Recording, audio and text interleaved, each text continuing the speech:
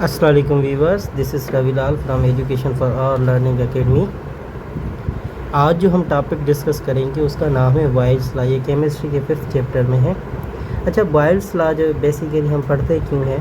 Boyle's law हम इस वजह से पढ़ते हैं क्योंकि हमें जो है वो गैस का बिहेवियर पता चलता है। जब भी हम किसी गैस का बिहेवियर के बारे में पता चले तो वो जो है हमें बॉयल्स लॉ की मदद से पता चलता है।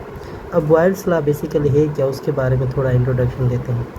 तो सबसे पहले ये बॉयल्स लॉ जो है 1662 में रॉबर्ट बॉयल ने ये एक गैसेस लॉ प्रपोज किया था। उसमें इसने बताया था कि वॉल्यूम और प्रेशर का आपस में क्या रिश्ता है कांस्टेंट प्रेशर के ऊपर, कांस्टेंट टेम्परेचर के ऊपर। जब हम किसी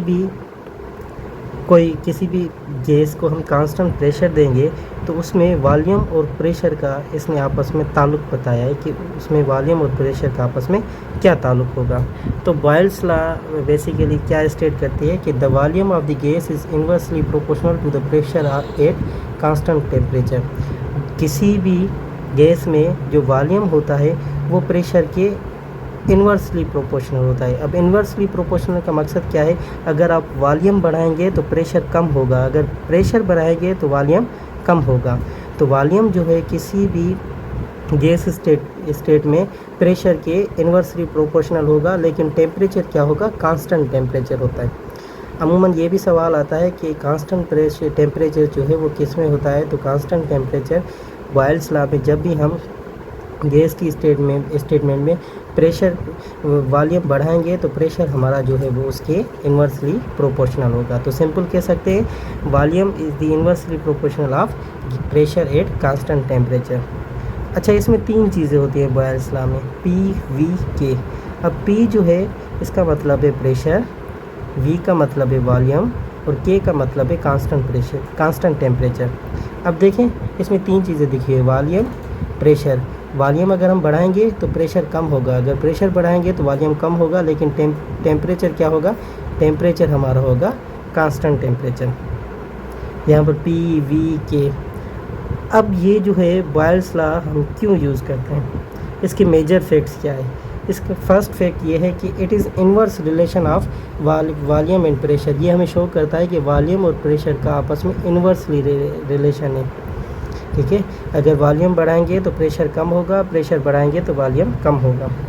अब ये दूसरी बात ये कहेंगे कि ये जो बॉयल्स लॉ होता है इस सारे प्रोसेस में जो टेम्परेचर होगा वो कांस्टेंट होगा।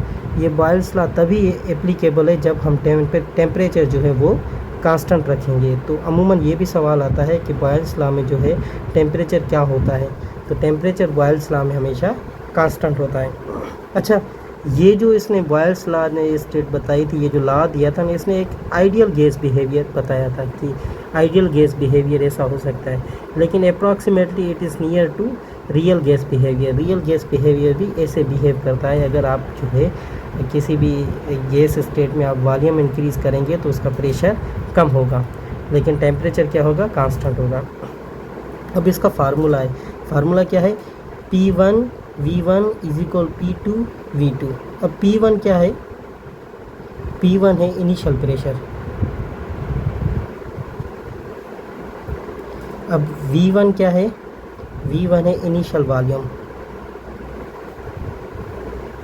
अब P2 क्या है? P2 का मकसद है फाइनल प्रेशर, और V2 क्या है? Final volume. ये इसकी इक्वेशन है। अमूमन ये सवाल होता है find the final pressure of the gas state if initial pressure is this, initial volume is this and final volume is this.